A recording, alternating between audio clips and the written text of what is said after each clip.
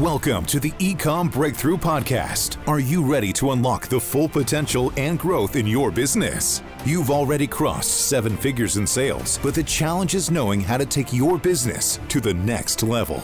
Join Josh Hadley, an 8-figure Ecomm business owner and investor, as he interviews highly successful business owners. Get ready, because you're going to learn specific actions you can take today to help your business reach its full potential and leave a lasting impact on the world. Welcome to the Ecom Breakthrough Podcast. I'm your host, Josh Hadley, where I interview the top business leaders in e-commerce. Past guests include Kevin King, Michael E. Gerber, author of The E-Myth, and Roland Frazier. Today, I am speaking with Norm Lanier. He is the CEO of his own Amazon private label business that he's been running for over a decade now, and he has lots of experience. In fact, Norm is one of the lucky winners of my comprehensive business strategy audit sessions. And so today, I'm super excited that we're going to be diving into the conversation, the audit that we just performed on Norm's business, and he's going to be sharing his takeaways, the insights that he's gleaned. He is already doing millions of dollars in business, but he has aspirations to continue to grow his business and to hopefully one day be able to exit that business. And today, that's the conversation that we had and we talked about. So before we dive into that, I want to also just give a quick shout out and let people know that you could also receive a comprehensive business audit as well. All you need to do is email me at josh@ecombreakthrough.com. That's Ecomm with 2 M's. And in your subject line, go ahead and say strategy audit. Then plead your case as to why I should choose you to win this month's free strategy audit. And don't worry, if you don't win this month, you'll be entered to win for future months to come. So Norm, with that introduction, I want you to kind of give us a quick intro about yourself, how you got started into the e-com world and what you've been doing over the last decade. Yeah, thanks, Josh. I appreciate the opportunity to talk with you and your listeners also. I've been doing first e-com business. I kind of came in the back door and started that in 2004. Started building some side hustles while I was an employee at HP. Got to the point where I was making more on my side hustles than my real job. So for my 50th anniversary, 50th birthday, I turned in my resignation, and I've been doing Amazon and Shopify, Etsy, a lot of different marketplaces since then, full time. And that's kind of where I'm at today. I love it. And Norm and I dance in the same space. Sometimes we might be considered competitors, but there's such a big marketplace out there that we were able to, really kind of open the hood today and really dive into each other's businesses. He was able to ask me a lot of questions, and hopefully I was able to share some valuable insights with you, Norm. And that's what we'll talk about. Norm, we first started off by talking about, what is your overall goal in your business, right? And what are the biggest obstacles that you're facing? So why don't you go ahead and kind of reiterate what we started our conversation off with?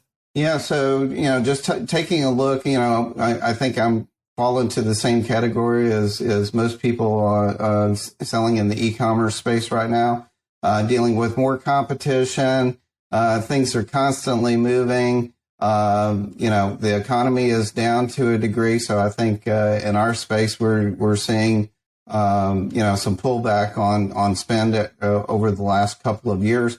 So that's created challenges, right? And as we mentioned, I've been doing this for a long time, and I really had gotten to the point where a couple of years ago and stuff, I really felt like I was out of touch. That before it was pretty easy for me. I really felt like I had it dialed in. And over the past few years, it really felt like I was kind of losing control. And a lot of that had to do with not having the proper dashboards and tools to be able to evaluate kind of where we're at on a very granular level, right? Because it's one thing to see your big number and your paychecks and all of those things come in on a monthly basis. But, on a product level, after shipping fees and advertising and all of those refunds and so forth, what is each product actually generating as far as income and what is really driving bottom line growth. And once I got the proper tools in place, really kind of opened my eyes that a lot of products that we had, it's like, why am I even bothering with this when it's all said and done?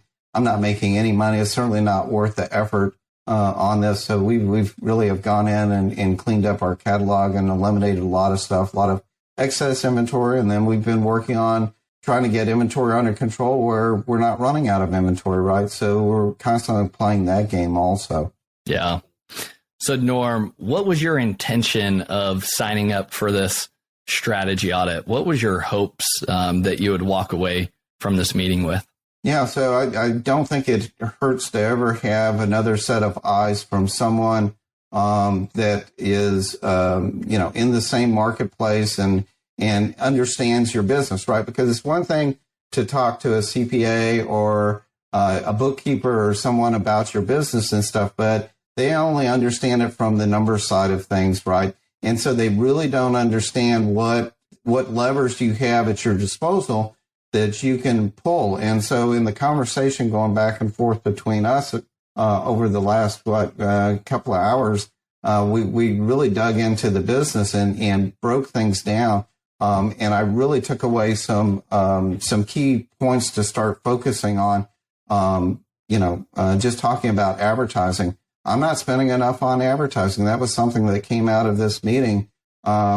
It's like, there's a lot of headroom there where we could be spending more on advertising to drive more bottom line growth.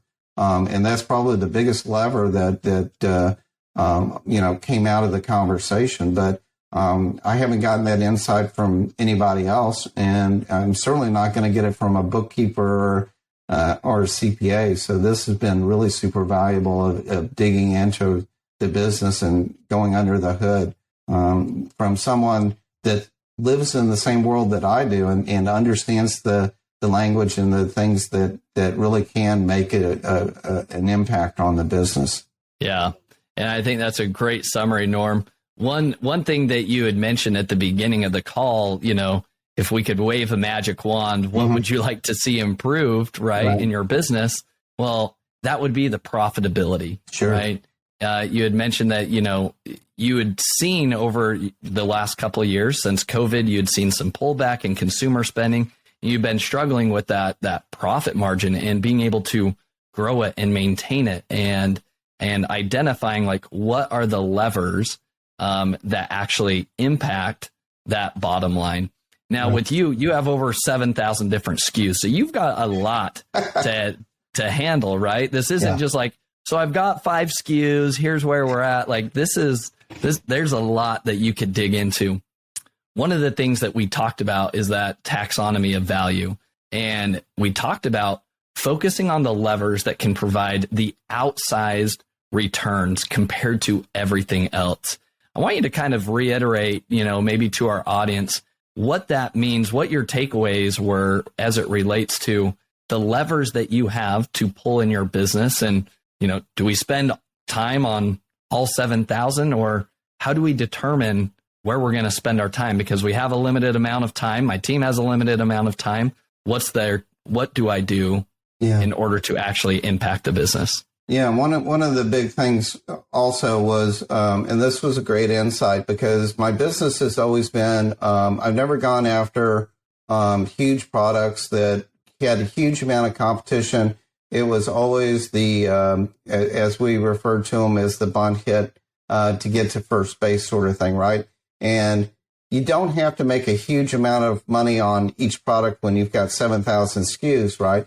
But that being said, I've been in this business long enough too that, that attitude is probably preventing me from reaching the full potential, just because at this point it takes as much time and effort and resources from my employees and myself to launch a product that is not only going to sell a couple of units a day.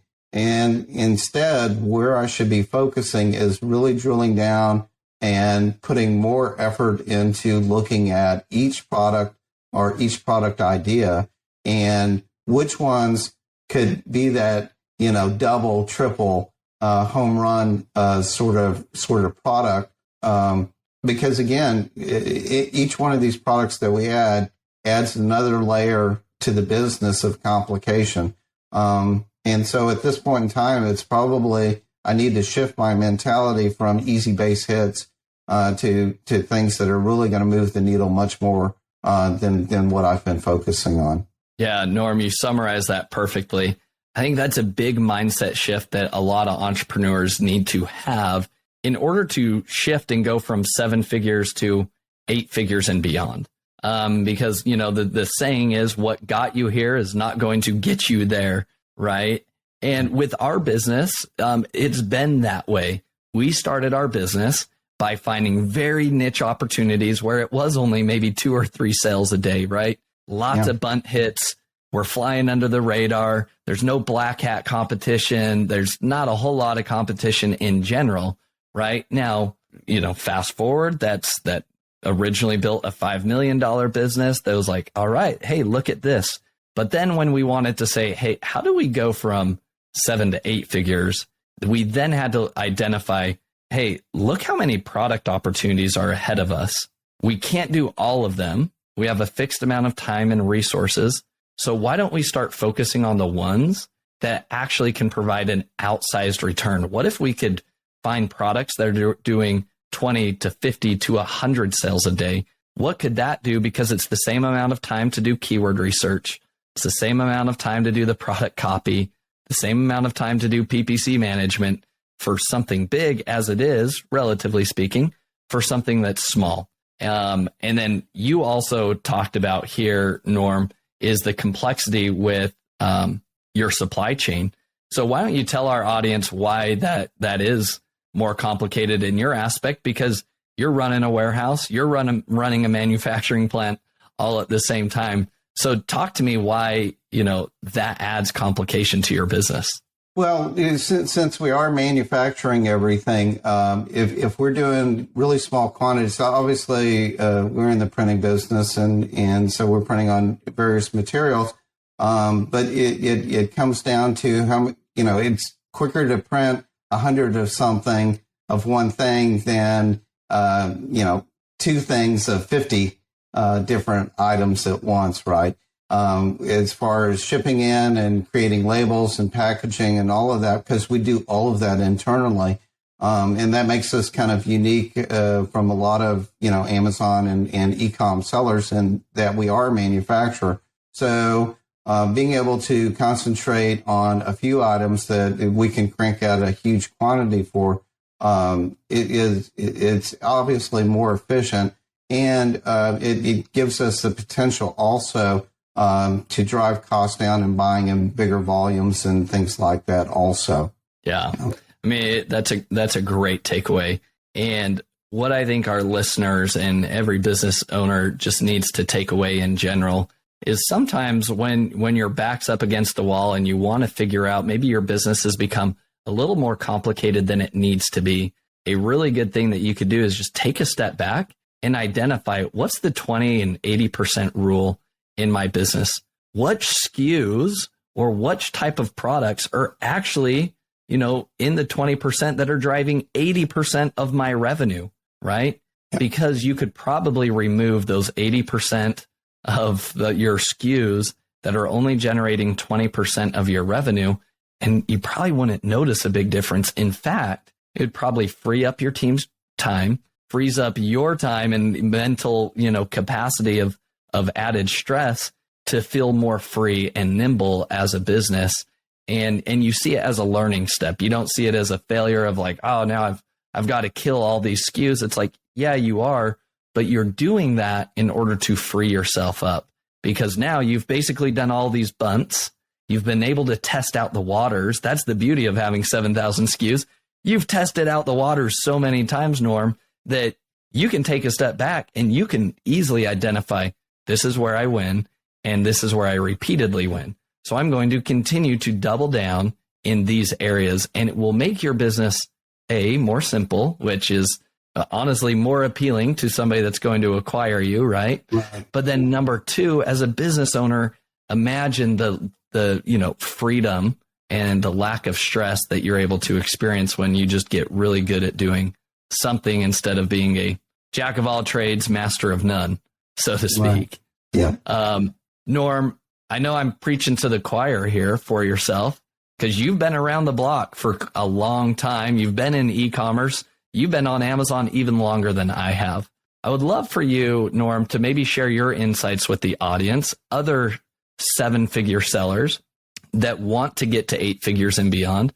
Why don't you kind of just dispel some of the myths that you've tried and you've tested in your own business that have still kind of left you where you are today, still lacking and kind of wanting more in your business, just to help them maybe avoid those same obstacles and stumbling blocks? Well, the first thing that comes to mind there is focusing on what brought you to the dance, right? Because I was involved with the group. We started leaning in real heavily into Shopify, and it was working to a degree up until the point where the iOS change came in, privacy things that Apple implemented, which took Facebook advertising really into the toilet. And we tried to, we worked with our agency for a long time on that, trying to right that ship. And it finally just came to the point where I'm not making any money. Why am I doing this and putting all this effort and so forth into it? And we weren't going small on it. We were going big and had put a huge amount of time and effort. And it took away resources and focus, right? It's, you don't know until you try, but it was one of those things that we kind of fell into. There's been so much talk about, the danger of putting all your eggs in one basket and so forth. And, diversity is not a bad thing. We have other channels that we do well on, but we certainly got distracted for a couple of years, I would say, with trying to make that work. And anybody that is, doing well on Amazon and has this idea of going, diving into the deep end of trying to set up their own store and so forth on Shopify, I would recommend some caution on that, because it's easy to set up a store. Getting traffic to it, though, is a whole new ballgame. And that's one of the things you lose focus on being on Amazon, because Amazon has all the buyers coming to them looking for the products that you're selling. Once you're out on your own little island, Shopify island, trying to get any kind of visitors to come to your site is expensive. And that's one of the things that people that push Shopify really downplay, is how difficult that is. Marketplaces exist for a reason, because they have eyeballs, right? And yeah, it's not cheap, but when you start having to actually spend to acquire customers, you understand that what you're getting with these marketplaces a lot of times is a real value when it compares to trying to do it on your own. Yeah, it's so true. And Norm, I shared with you, that was honestly one of our biggest mistakes, right? Everybody kept preaching like diversify yourself. What if Amazon suspends you one day? Well, and Norm, I think you've actually even experienced that. Like, you tell us, like, what's your experience with Amazon suspensions? Like, you still have an Amazon business today, so obviously you've made it through. Yeah. Why don't you maybe rest some of our fears aside, if you wouldn't mind sharing that insight? That's the funny thing. I'm in a large group with a lot of really high-end Amazon sellers, $1 million group. And I put out the question one time. It's like, does anybody actually know someone that was suspended that didn't actually ever be able to get back on Amazon? And almost nobody said yes. And the few people that did say yes were that these people were just literally just scamming people. It was, it was just so black hat. It wasn't even funny. So getting suspended on Amazon, yes, it exists. Yes, it's frustrating and nerve wracking and all of those sort of things. And I've gone way out of my way to make sure that doesn't happen anymore. So I sleep a lot better at night than I used to.